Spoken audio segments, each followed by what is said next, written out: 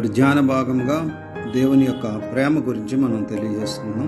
దేవుని యొక్క ప్రేమ, దేవుడు దయామయుడు, ప్రేమమయుడు అని దేవుని యొక్క వాక్యం సెలవిస్తుంది. మన యేసుప్రభు వారి యొక్క విషయంలో మనం చూసినట్టయితే దేవుడు మరి యోహాను 3:16 దేవుడు లోకమును ఎంతో ప్రేమించెను కాగా ఆయన అద్వితీయ కుమారుడుగా పుట్టిన వాని యందు విశ్వాసం ఉంచి ప్రతివాడును నశింపక నిత్య జీవం పొందినట్లు ఆయన్ను అనుగ్రహించనని దేవుని వాక్యం సెలవిస్తుంది.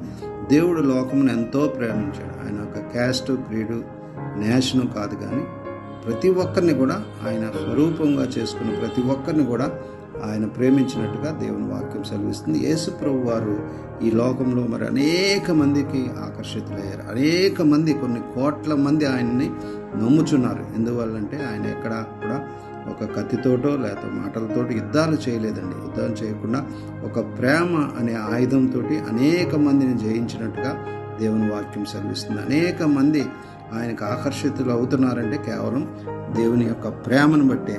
ప్రేమ లేకుండా ఏది మనం చేయలేమని దేవుని వాక్యం సెలవిస్తుంది. అట్లాగే ఆజ్ఞలు కూడా మనం తీసుకున్నట్టయితే మార్కు సువార్త 12:30 నీ పూర్ణ హృదయంతోనూ, నీ పూర్ణ ఆత్మతోనూ, నీ పూర్ణ వివేకముతోనూ, నీ పూర్ణ బలముతోనూ నీ దేవుడైన ప్రభువును ప్రేమింపవలనని ప్రధానమైన ఆజ్ఞ.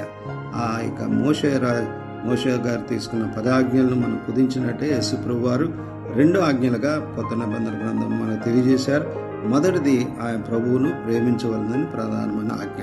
రెండవది మార్కు 12:31 మనం గమనించేటైతే రెండవది నిన్ను వలె నీ పొరుగు అని ప్రేమించవలని 2 ఆజ్ఞ. వీటికంటే ముఖ్యమైన ఆజ్ఞ లేదని ఆయన చెప్పినట్టుగా మనం గ్రహించవచ్చు. నిన్ను వలె నీ పొరుగు, నువ్వు ఏ విధంగా నువ్వు ప్రేమించుకుంటావో, ఏ విధంగా నువ్వు సంరక్షించుకుంటావు, ఏ విధంగా నిన్ను చూసుకుంటావు, అలాగే నీ పొరుగు వారిని నువ్వు ప్రేమించాలన్నది ఆజ్ఞ.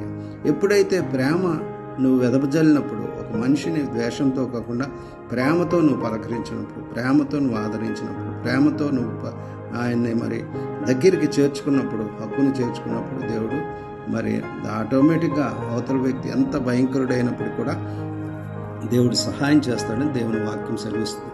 1 పేతురు 4:8 మనం గమనించినట్లయితే ప్రేమ అనేక పాపముల కప్పును గనక అన్నిటికైనా ముఖ్యంగా ఒకనయ్యలో ఒకడు మిక్కుటమైన ప్రేమ కలిగి. ప్రేమ అనేది అనేకమైన పాపాలు కప్పుతుందండి.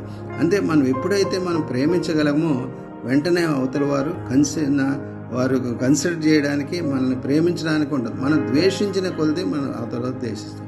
మనం ప్రేమిస్తే ఒకసారి ద్వేషిస్తాడు, 2 సార్లు ద్వేషిస్తాడు, 3సారి ఆటోమేటిక్గా ఏంటి ఇతను నేను ఎంత చెప్పినా ఇతను నన్ను ప్రేమగానే చూసుకుంటున్నాడని ఆటోమేటిక్గా ఆ బిడ్డ యొక్క మాటలు కూడా మనకి అనుకూలమైన పరిస్థితి కల్పిస్తుంది. అలాగే లూకా 6:27 కూడా వినుచున్న మీతో చెప్పినదేనగా మీ శత్రువులను ప్రేమించుడి, మిమ్మల్ని ద్వేషించు వారికి మేలు చేయి. శత్రువులను ఎప్పుడైతే మనం ప్రేమించగలమో ఆటోమేటిక్గా వారు కూడా మన వైపు ఎందుకంటే దేవుడు ప్రేమమయుడు కాబట్టి ఆ ప్రేమతో మన లోకాన్ని జయించడానికి ఆయన ఏ విధమైన మార్గాన్ని చూపించాడో ఆ విధమైన మార్గాన్ని మనం చూపించడానికి అవకాశం ఉంటుంది. యోహాను 13:34 కూడా దేవుని వాక్యం సెలవిస్తుంది. మీరు ఒకరినొకరు ప్రేమించవలనని మీకు కృతజ్ఞిస్తున్నాను, నేను మిమ్మల్ని ప్రేమించినట్టే మీరు కూడా మన మీద ఏ విధమైన దేవుని ప్రేమ మనకు చూపించాడు. దేవుడు లోకమును ఎంతో ప్రేమించనన్నాడు కాబట్టి అటువంటి ప్రేమను ఇతరుల మీదకి మనం కనపరచగలిగినట్లయితే, ఇతరులకు మనం చూపించగలిగినట్లయితే, ఇతరులకి మరి ఆ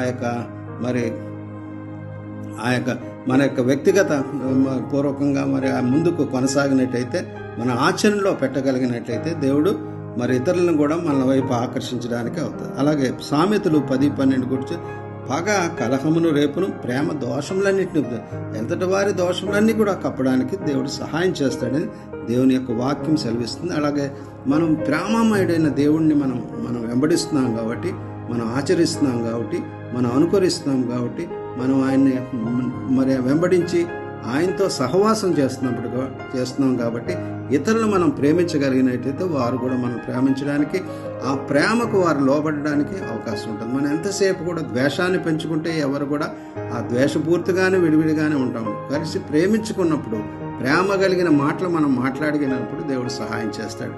ఈ విధంగా ఈ వాక్యాన్ని మీరు విన్నారని మీకు మనం చేస్తున్నాను. దేవుడు ప్రేమమయుడు కనుక, దేవుడు లోకాన్ని ఎంతో ప్రేమించాడు కనుక మరి ప్రతి ఒక్కరిని మనం ప్రేమించవలసిన అవసరం ఉంది. ఆ ప్రేమ ద్వారా మన యొక్క దేవుని యొక్క ఆజ్ఞను మనం రుచి చూపించవలసిన అవసరం ఉంది. కాబట్టి యెహోవా ఉత్తముడని రుచి చూసి తెలుసుకోవాలి.